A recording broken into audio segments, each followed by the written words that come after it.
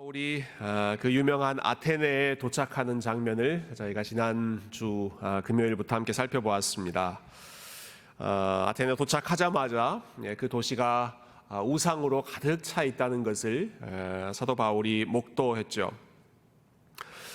그 당시의 상황이 어땠는지를 좀 잘 알려주는 그런 기록이 있어서 여러분들에게 좀 소개해드리고 싶습니다. 사도 바울보다 한 100년 정도 뒤에, 그러니까 2세기에 그 아테네를 쭉 도착해서 아테네 전체 지역을 잘 관찰하고 기록으로 남겼던 사람이 보면 제일 위에 이제 파우사니아스라고 하는 그 사람입니다. 마치 그 우리나라 역사의 김정호 선생님, 대동여 지도를 쓰신 그리신 김정호 선생님 같은 지리학자인데요. 그러니까 그리스 전역을 다니면서 각 도시마다 이제 특징들을 정리하는 거죠. 그분이 쓴 책이 Description of Greece에서 그리스 소개, 그리스 안내, 이런 한글로는 아직 번역이 된 것 같지 않습니다. 저도 이걸 소개받고 오늘 아침에 잠깐 몇 부분 읽어봤는데요. 이 책의 그 아테네 편, 아테네 지역에 대한 내용을 보니까 거의 일종의 종교 전시관이나 아니면 박물관 같은 모든 세상의 온갖 종교를 다 종합해 놓은 전시회장 같은 그런 분위기였다라고 합니다.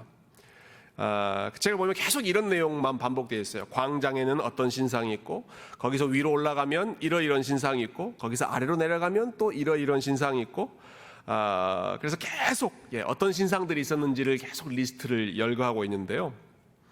거기 참 다양한 신들의 이름이 나옵니다. 우리에게 익숙한 제우스나 아테네나 포세이돈 이런 신들의 이름도 나오지만 이런 제단들도 있었다라고 기록하고 있어요. 쉐임, 부끄러움의 신에게 바치는 제단. 루머, 소문의 신에게 바치는 제단. 그 신에게는 도대체 안 좋은 소문이 안 나게 해달라고 하는 걸까? 루머라는 그러한 이름의 제단도 있었고, effort, 노력이라고 하는 그런 신에게 바치는 제단, 온갖 종류의 그러한 우상들이 있었다는 것이죠. 또 다른 학자의 연구에 따르면 그 당시 아테네 도시의 인구는 10,000명 정도였는데 그 도시에 세워져 있는 크고 작은 신상들의 개수는 30,000개 정도였다. 그럼 믿어지십니까? 10,000명 정도 인구인데 큰 신상, 작은 신상 다 합쳐가지고 한 30,000개 정도, 평균 잡아서 한 사람이 한 3개 정도의 신상과 연결되어 있는 그러한 도시였으니까 바울이 그 도시의 모습을 보고 온 도시가 우상으로 가득해 있는 모습, 그것을 기록했다는 것이 전혀 과장은 아니었던 것 같습니다.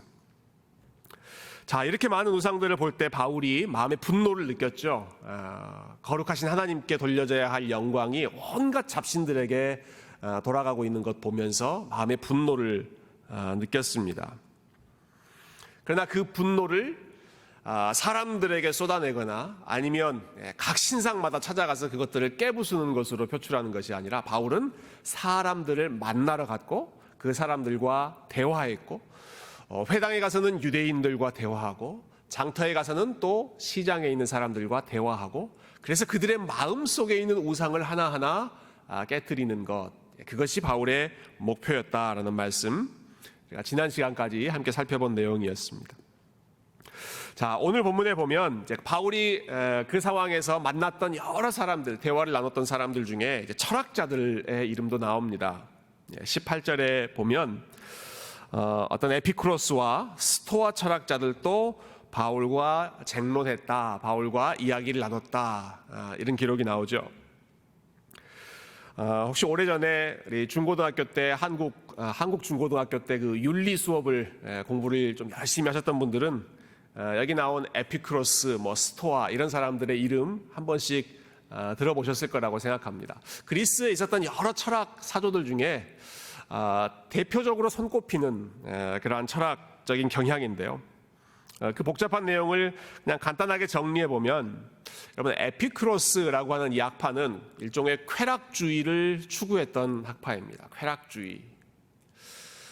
쾌락주의라고 하니까 무척 저급한 그런 철학처럼 보이지만, 여기서 말하는 쾌락은 그냥 말초적인 육체적인 그런 쾌락만이 아니라 아주 고상한 문화를 누린다든가 학문을 누린다든가 하는 그런 정신적인 쾌락도 함께 포함하는 것입니다. 기본적으로 이 사람들은 인생의 목적이 무엇이냐, 여러 가지 종류의 즐거움을 누리는 것이 삶의 최고의 목적으로 삼았던 사람들, 에피쿠로스 철학자들입니다. 이 사람들과 지금 함께 열거되어 있는 스토아라고 하는 부류는 정반대입니다. 쾌락은 어떻게든 제거해야 하는 것으로 생각했던 사람들이 스토아입니다. 그러니까 한쪽은 쾌락을 추구하고 한쪽은 우리 인간의 마음속에서 솟아나오는 그 욕심이라고 하는 것은 모두 다 악한 것이기 때문에 다 제거해버려야 한다. 이게 스토아 철학자들이 주장했던 그 금욕주의이죠. 자, 쾌락주의와 금욕주의, 그 두 가지가 이제 그리스를 대표하는 철학이었는데요. 이 사람들이 이렇게 정반대되는 그 철학의 목표를 가졌던 이유는 그들이 가지고 있었던 신에 대한 생각, 그들 자체적으로 가지고 있었던 신에 대한 생각이 정반대였기 때문에 그렇습니다. 자, 에피쿠로스 철학자들은요, 신에 대해서 이렇게 생각했습니다. 신은 멀리 떨어져 있는 존재이고 나에게 직접적으로 영향을 끼치지 않는, 그리고 내 삶에 대해서 이래라 저래라 간섭하지 않는 그러한 존재이기 때문에 신에 대한 어떤 책임감 느끼지 않고 그냥 본인이 하고 싶은 대로 살아가는 것, 하루하루 즐기는 것이 최고의 삶이다. 이게 에피쿠로스 철학자들이 가졌던 신에 대한 생각, 그리고 인생에 대한 태도였습니다. 반면에 이제 스토아 철학자라고 하는 사람들은 정반대로 신이 멀리 떨어져 있는 존재가 아니라 신은 어디나, 모든 것에 다 신이 깃들어 있다. 우리가 소위 이제 범신론이라고 부르죠. 모든 것이 다 주변이 다 신의 그 작업들이고, 모든 것들이 결국 신의 장난 속에서 일어나는 그러한 일들이다라고 생각하는 것이 이제 스토아 철학자들이었습니다. 얼마 전에 제가 한국 프로그램 중에 요즘에 이제 한국에 여행하는 프로그램들 굉장히 많이 있잖아요. 이제 국내 여행도 하지만 이제 세계 여행하는 그런 프로그램들 많이 제작되고 있는데요. 이제 여러 유명 인사들이 아테네를 방문해서 여행하는 그런 프로그램 잠깐 본 적이 있습니다. 그때 이제 한 작가가 이제 그리스 신화 이런 거 소개하고 그 아테네 파르테논 신전 밑에서 같이 대화를 나누면서 그리스 사람들이 일반적으로 가지고 있었던 생각을 아주 이렇게 재치 있게 표현해 줬는데요. 그리스 사람들은 모든 것을 신과 연결해서 생각했기 때문에, 만일 내가 아주 중요한 시험을 앞두고 열심히 공부했는데 성적이 안 좋게 나왔다, 시험에 떨어졌다라고 하면 이 사람들은 어떻게 생각하느냐? 공부의 신이 나를 버렸구나, 이렇게 생각한다는 겁니다. 공부의 신이 나를 버렸구나. 자, 내가 사랑하는 사람이 있었는데 그 사랑하는 사람과 사랑이 연결되지 않고 헤어졌다라고 했을 때는 뭐라고 생각했겠습니까? 사랑의 신이, 그 에로스라고 하는 신이 있었죠. 에로스 신이 나를 외면하셨구나, 이렇게 이야기했다든지, 아니면 우리 아이들이 너무 말을 안 듣고 생각하지 않은 대로, 우리 어린 자녀들 키우신 분들 같은 경우는 밤에 아무리 재우려고 해도 애들이 자지 않는다라고 하면 육아의 신이 나를 버리셨구나, 이런 식으로 모든 것을 다 그러한 방식으로 설명했다는 것이죠. 다시 말해서 주변의 모든 것들이 여러 각각의 신들의 영향력 아래에 있었기 때문에 인간의 삶은 어떻게 살아야 되는가, 그때그때마다 그 신들을 달래고 그 신들에게 제사를 드리고 제물을 바치고 그들이 진노하지 않도록 그렇게 두려워하면서 살아가는 것이 그리스 사람들의 일반적인 정서였다는 것입니다.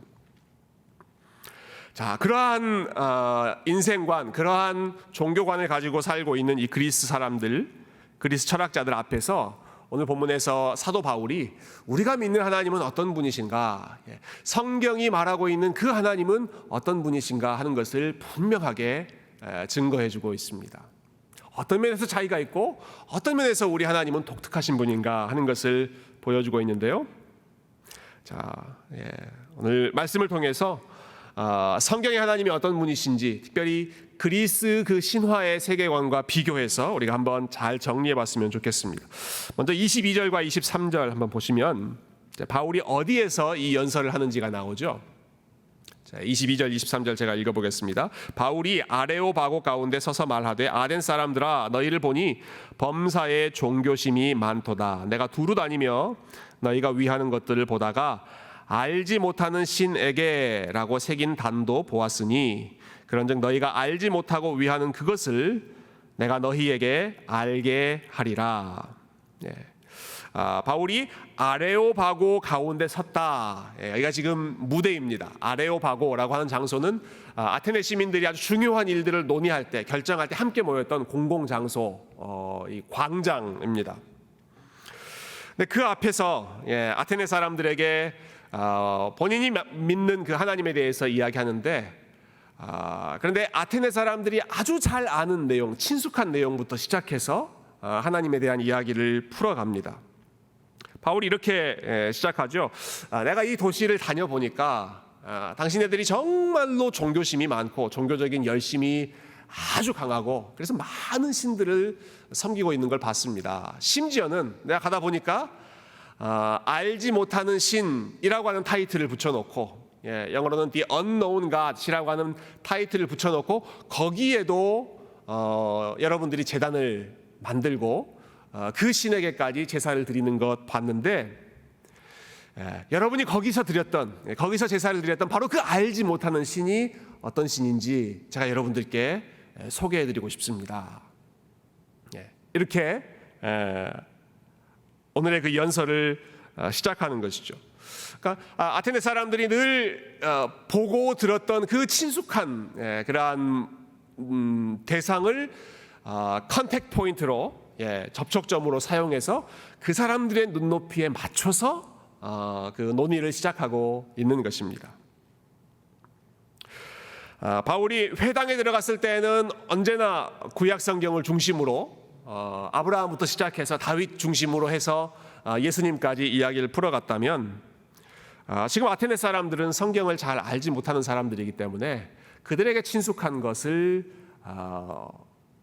찾아서 유대인들에게는 유대인의 모양대로, 헬라인들에게는 또 헬라인의 모양대로 눈높이를 맞춰서 그들이 친숙한 방식으로 복음을 제시하고 있는 바울의 모습을 우리가 볼 수 있죠.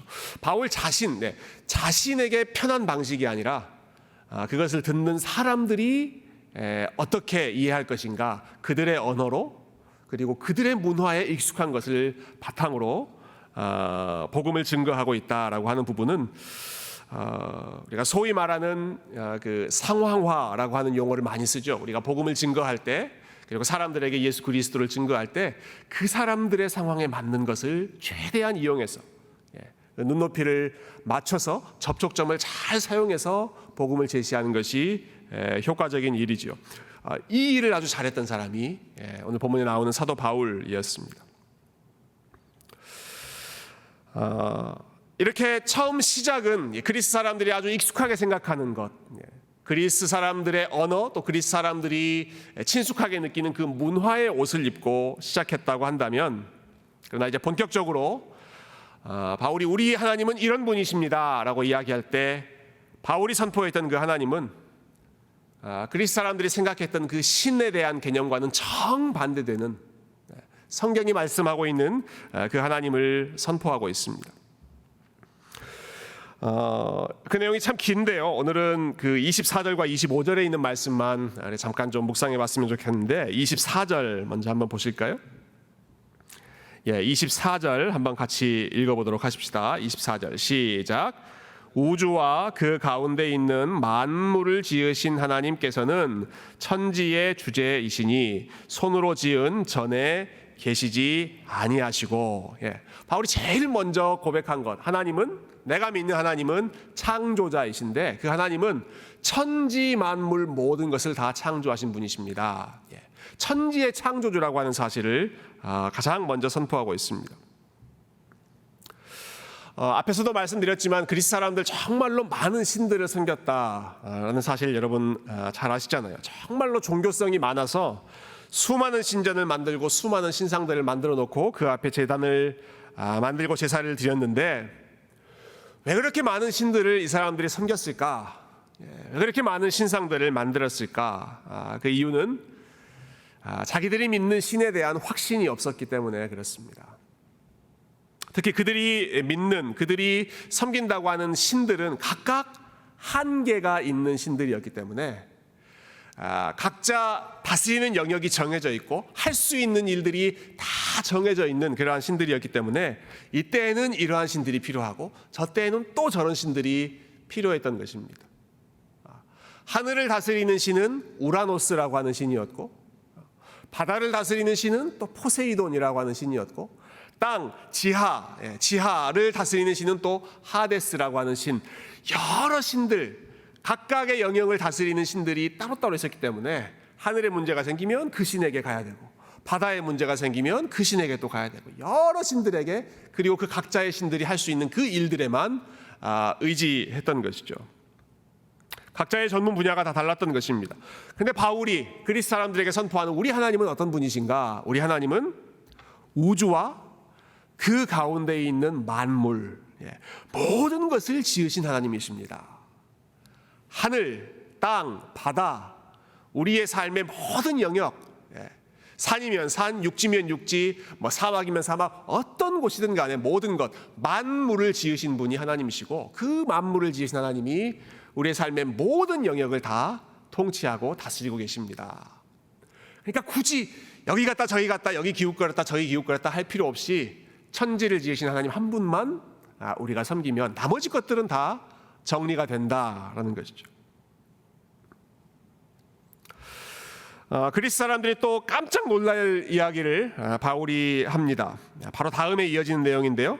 또 한 가지 하나님의 중요한 특징은 무엇인가? 우리 하나님은 24절 말씀인데, 우리 하나님은 손으로 지은 전에 계시지 않습니다 라고 이야기합니다. 손으로 지은 전에 계시지 않습니다. 만물을 지으신 그 하나님은 인간이 만들어 놓은 어떠한 신전, 어떠한 장소에 매여 있는, 거기에만 국한되어 있는 분이 아니십니다 라는 것이죠. 지금 바울이 이 연설을 하고 있는 장소 아레오바고는요, 바로 위에는 그 유명한 파르테논 신전이 아주 위풍당당하게 서 있고, 그 밑에는 또 온갖 신전들이 아주 즐비해 서 있는 곳이었습니다. 사방팔방에 신전들로 둘러싸여 있는 바로 그 한복판, 사람들이 정성껏 신전을 만들어 놓고 있는 바로 그 한복판에서 바울이 일종의 돌직구를 날리는 것이죠. 우리 하나님, 내가 믿는 하나님은 사람이 만든 신전 안에 갇혀 계실 수 있는 분이 아니십니다. 신전 자랑하고 있는 그 그리스 사람들 앞에서 하나님은 온 천지를 창조하셨을 뿐만 아니라 온 천지를 다스리시고 온 천지에 함께 하시는 분이시기 때문에 우리가 만들어 놓은 신전을 초월해 계시는 분이십니다. 그러니까 이 레벨이 다른, 그리스 사람들이 믿었던 그 신들과 차원이 다른 그 하나님을 선포하고 있는 것이죠. 인간이 만들어 놓은 어떠한 틀 안에 갇혀 계실 수 없는 하나님,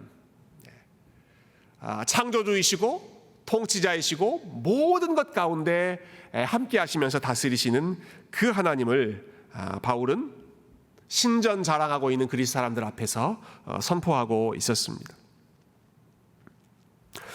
아마 그 말을 들은 그리스 어떤 사람은 바울에게 물어봤겠죠. 아니 그러면 하나님이, 당신이 믿는 하나님은 신전에 계시지 않는다, 사람이 만든 건물에 계시지 않는다라고 한다면 그 하나님은 도대체 어디 계십니까? 그 하나님의 집은 어디입니까?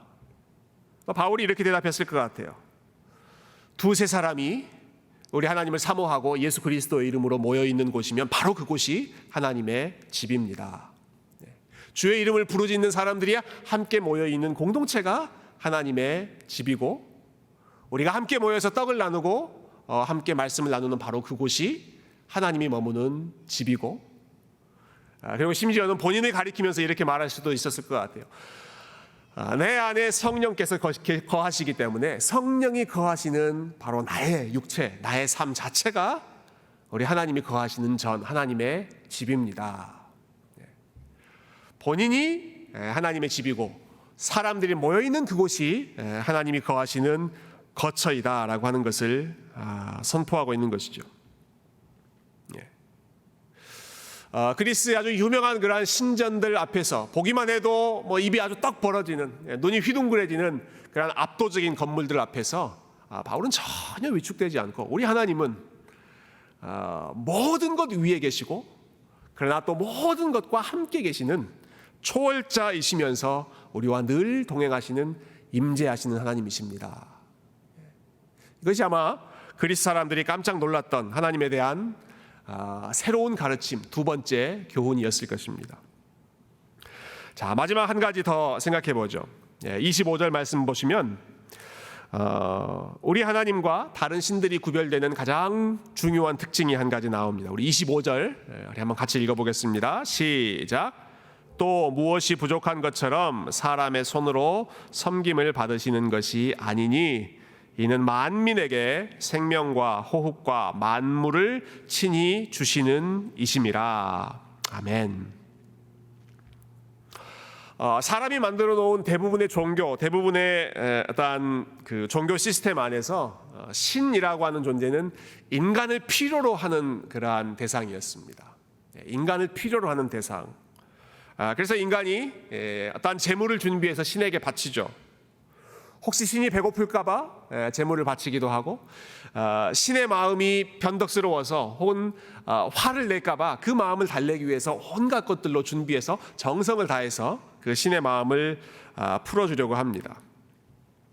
근데 바울이 정반대로 지금 선언하고 있는 것입니다. 정반대로. 하나님은 어떤 분이신가? 우리 하나님은 인간의 도움이나 인간의 섬김을 구걸해야 되는 그러한 분이 아니십니다. 인간의 도움을 필요로 하거나 인간의 섬김을 필요로 하는 분이 아니라는 것이죠. 사람의 손으로 섬김을 받으셔야 하는 분이 아니라 그분은 오히려 사람을 섬겨주시는 분이시고 사람을 도와주시는 분이십니다라는 것입니다. 신에게 뭔가 부족해서 사람들이 신에게 계속해서 뭔가를 채워줘야 하는, 그 부족한 부분을 채워주고 생명을 채워주고 호흡을 채워주고 필요한 것들을 계속 갖다줘야 하는 그러한 대상이 아니라, 하나님은 부족한 것이 없는 분이시기 때문에 스스로 모든 것을 다 충만하게 가지고 계신 분이시기 때문에, 신학적인 용어로는 영어로 self-sufficient라고 하는 단어를 많이 쓰는데요. 그분 스스로 자기 자신이 충분하신 분, 충족적이신 분이기 때문에 어떠한 외부의 도움을 필요로 하지 않으시는 분이십니다. 무엇인가 부족한 것이 있는 분이 아니라는 말씀을 바울이 제일 먼저 했죠. 부족한 게 있다면 사람으로부터 도움을 받아야 하고 채움을 받아야 하지만, 하나님은 영광이 가득한 분이시고 생명이 가득한 분이시고 사랑이 가득한 분이시고 모든 것을 스스로 다 가지고 계시는 분이기 때문에 사람의 도움을 받아야 하는 분이 아니라 오히려 그 풍성한 것으로 사람들을 도와주시는 분, 그분의 풍성함이 흘러넘쳐서 사람들에게 필요한 것들을 채워주시는 분이 우리 하나님이십니다. 그래서 바울이 그렇게 말하지 않습니까? 이는 만민에게 생명과 호흡과 만물을 우리 하나님은 친히 제공해 주십니다. 여러분이 하는 것처럼 사람의 손으로 만든 그 재물을 먹고 마셔야만 지탱할 수 있는 그런 분이 아니라, 그분이 우리가 먹고 살아야 하는, 우리가 살아야 하는, 생활해야 되는 모든 것을 친히 공급해 주시고 도와주시고 채워주시는 분이십니다라는 것이죠. 그것이 왜 가능한가? 하나님은 부족함이 없는 분이시기 때문에, 스스로 모든 것을 채우고 계시기 때문입니다. 이제 다음 주 수요일부터 저희가 이제 온라인 북클럽 하는데요. 이번 주부터 시작하려다가 아마 책이 좀 늦게 도착해서 다음 주부터 시작하는 것으로 알고 있습니다. 그 스크루테이프의 편지라고 하는 C.S. 루이스의 책을 읽게 됩니다. 참 재미있는 책인데, 이 책은 그 마귀들끼리 서로 작전 회의를 하는, 자기들끼리 어떻게 하면 우리가 하나님의 백성들을 넘어뜨릴 수 있을까 하면서 이제 작전 회의를 하는 참 기발한 그런 아이디어죠. 근데 그 안에 보면 굉장히 통찰력 있는 내용들이 참 많이 나옵니다. 그중에 제가 참 좋아하는 부분 중에 하나가 그 마귀들이 자기들과 하나님을 비교하는, 하나님은 우리와 다른 분이시다라고 하는 것을 아주 분명하게 이해하면서 자기들과 하나님을 비교하는 그러한 장면들이 나오는데요. 예전에도 한번 제가 인용한 적이 있는데 아마 3년 전에 인용했기 때문에 여러분 대부분 기억을 못하실 거라고 확신하고 다시 인용을 하겠습니다. 마귀, 그 선배 마귀가 이렇게 이야기하는 거예요. 사람들에 대해서 우리는 일종의 가축을 원한다. 가축을. 우리는 사람들을 키운 다음에 그것을 잡아먹는 것이 우리의 목표인데, 그러나 하나님은 어떤 분이시냐? 하나님은 사람들을 원하고 그 사람들을 하나님은 자기 자녀로 삼으시려고 한다. 우리는 가축을 원해서 잡아먹으려고 키우는데 하나님은 저와 여러분을 사람으로 하나님의 형상으로 대우하면서 결국 하나님의 자녀로 그분과 사랑을 나누는 존재로 키우시기를 원한다는 것이죠. 그러면서 이렇게 표현합니다. 우리는 빨아먹기를 좋아하지만 그분은 퍼주기를 좋아하신다. 우리는 비어있는 존재이기 때문에 채우려고 하지만 그는 가득 차 있는 존재이기 때문에 자꾸 흘러넘쳐서 퍼주려고 한다. 정말 정확하게 이해하지 않았습니까? 저는 어떤 분은 마귀에 대해서 마귀는 최고의 신학자다 이런 표현도 썼어요. 하나님에 대해서 가장 잘 아는, 그러나 순종하지 않는 최고의 신학자다. 가장 많이 아는데 가장 순종하지 않는 아주 악한 그러한 신학자가 이제 마귀다라는 표현을 썼는데요.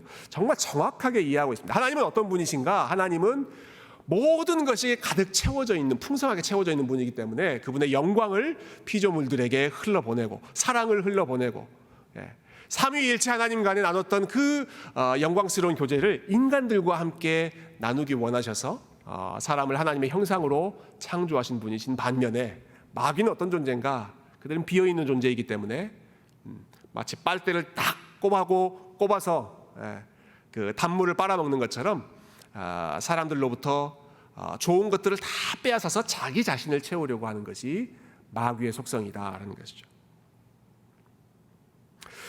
그리스 신화에 나오는 모습들도 마찬가지였습니다. 그리스 사람들이 봤던 많은 신들, 온갖 종류의 신들이 서로 싸우고 다투고 심지어는 자기들 세상에서 인간 세상으로 내려와서 자기들에게 필요한 것을 빼앗아가고 신이 인간의 집에 와가지고 황소를 빼앗아가고 도둑질해가고 하는 그러한 모든 모습들, 그 안에 결핍이 있기 때문에 인간의 손을 통해서 자신의 부족함을 채우는 것이 그들의 모습이었다면 우리 하나님은 모든 것을 충만하게 가지고 계시기 때문에 기꺼이 모든 것을 흘려보내주시는 그러한 하나님이셨죠. 어느 정도까지 인간에게 주셨는가? 생명과 호흡과 만물을 주셨을 뿐만 아니라 그분이 가장 사랑하시는 독생자 아들까지도 아끼지 않고 기꺼이 내어주셨을 정도로 하나님의 마음은 세상을 향한 사랑과 그리고 죄인들을 향한 긍휼로 가득 차 있는 분이 우리 하나님이셨습니다. 다른 신들은, 그리스 신들은 인간에게 재물을 받아서 자기들이 채워먹는 그러한 존재였지만 하나님은 인간을 위해 자기 아들을 제물로 내어주신, 화목 제물로 기꺼이 내어주신 분이 하나님이셨고, 아들까지 아끼지 않고 내어주시는 그러한 분이 우리 하나님이라면 그 아들과 함께 모든 좋은 것을 우리에게 아낌없이 내어주시지 않겠느냐. 사도행전 17장에서 고백했던 바울이 로마서 8장에서 동일하게 고백하고 있는 하나님에 대한 찬양이죠. 하나님이 그렇게 풍성하게 우리에게 주시는 분이시라고 한다면 우리에게 부족한 것, 아들까지도 아끼지 않고 주시는 분이라고 한다면 우리에게 필요한 것 중 어떤 것이라도 하나님이 아끼지 않고 다 주시지 않겠습니까? 하나님은 그렇게 풍성한 분이십니다. 여러분, 사도 바울이 이 하나님의 넉넉한 사랑을 믿었습니다. 그리고 하나님이 온 세상 위에 인간이 만든 그 어떤 건축물, 화려한 문화의 업적 위에 우리 하나님이 다스리고 계시고 그 모든 것을 초월하신다라고 하는 것을 사도 바울은 믿었습니다. 그 하나님의 능력을 믿고 그리고 그 하나님의 신실한 사랑을 믿었기 때문에 여러분이 아테네라고 하는 곳이 어떤 곳입니까? 여러분이 아테네라고 하는 곳, 정말 그 의리의리한 문화 속에서 정말 사도 바울 혼자 홀홀 단신 그 자리에서 믿음의 사람으로 본인의 믿음을 고백한다는 것이 인간적으로 보면 얼마나 두렵고 떨리는 그러한 상황입니까? 그러나 그가 담대하게 사람들 앞에서 하나님이 어떤 분이신지를 선포할 수 있었던 것은 인간이 제 아무리 많은 것을 만들어 놓았다고 하더라도 우리 하나님이 천지의 창조주이시고 그 하나님이 지금 이 순간 나와 함께하고 계시고 그 하나님이 나에게 필요한 모든 것을 아들까지 아끼지 않고 내어주셨던 분이시다라고 하는 그 확신과 그 믿음이 바울로 하여금 전혀 위축되지 않고 그 상황에서 담대하게 믿음을 드러낼 수 있도록 도와줄 수 있었던 것입니다.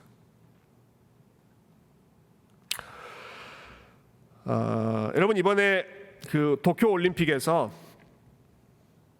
여러분 올림픽 보셨어요? 저희 교회 성도님들 너무 경건하셔서 말씀과 기도에 전무하시느라 올림픽 소식 모르지 않으셨을까 생각합니다만은 이번에 한국에 가장 많은 금메달을 따준 선수가 한 명 있습니다. 혹시 누군지 아십니까? 양궁 선수 중에 안산이라고 하는 선수가 있었습니다. 안산.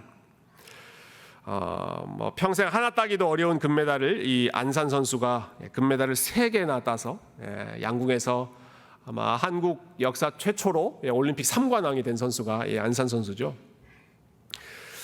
다른 종목들은 좀 쉽게 금메달을 땄던 것 같아요. 근데 제일 마지막에 3번째로 금메달을 땄던 그 개인전 양궁은 정말 어렵게 금메달을 땄습니다. 저도 하이라이트로 봤는데 정말 아슬아슬하더라고요. 준결승전에서 경쟁하는 다른 선수와 동점이어서 마지막 연장 딱 한 발 쏘는 그 한 발로 승부가 결정되는 그걸 쏘더라고요. 근데 그때 10점을 쐈습니다. 결승전도 똑같은 상황이었습니다. 똑같이 옆에 있는 선수하고 마지막까지 동점이어서 또 연장전 역시 한 발. 딱 한 발로 금메달, 은메달 색깔이 결정되는 그 순간에 안산 선수가 역시 또 10점 쏴가지고 이제 금메달을 따게 되죠. 경기가 끝나고 나서 기자들이 이렇게 인터뷰하면서 이 안산 선수에게 이렇게 물어보더라고요. 마지막 한 발 쏠 때 심정이 어땠습니까? 얼마나 긴장되셨어요? 얼마나 떨리셨어요? 이렇게 물어봤습니다. 그러자 그 선수가 이렇게 대답하죠.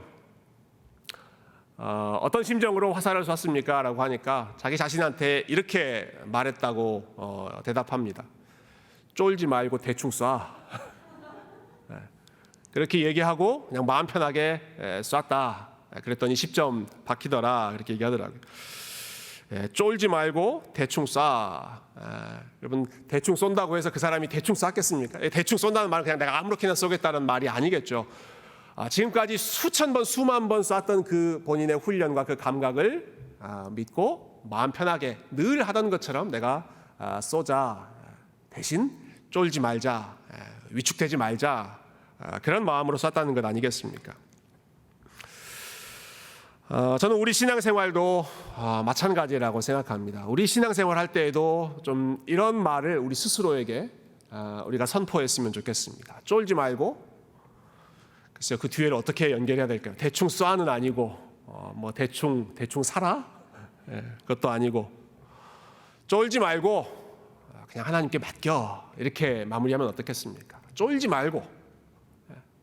그럼 바울이 그 엄청난 그 문화 앞에서 그리스 제국 인류 역사 최고의 사람들이라고 하는 그 쟁쟁한 사람들 앞에서 위축되지 않고 쫄지 말고 본인의 믿음을 담대하게 증거하고 하나님 믿는 그 사람으로서 설 수 있었던 것, 하나님이 어떤 분이신가 하는 것을 그가 기억하고 하나님 앞에 자신의 마음과 그 상황과 모든 것들을 온전히 마치 화살을 날려버리듯 그냥 다 맡겨버렸기 때문에 쫄지 않고 완전히 맡기는 그 담대함이 그 어떤 것도 두려워하지 않고 믿음으로 걸어나갈 수 있었던 아름다운 모습으로 나타났습니다. 모든 만물을 주관하시는 하나님의 능력, 그리고 어떤 순간에도 함께 하시는 하나님의 임재하심, 그리고 우리에게 가장 좋은 것, 가장 필요한 것을 꼭 필요한 때에 꼭 필요한 방식으로 채워주시는 그 하나님의 신실하심, 그 하나님의 풍성한 사랑을 저와 여러분이 믿기 때문에 이 저녁 시간에도 저와 여러분이 쫄지 않고 우리의 여러 불안한 상황 속에서도 하나님을 향한 분명한 신뢰로 함께 기도하고 함께 우리의 삶을 맡기고 하나님께서 행하실 새로운 일들을 믿음으로 바라볼 수 있는 그러한 믿음의 성도님들이 다 되실 수 있기를 주님의 이름으로 축원드립니다.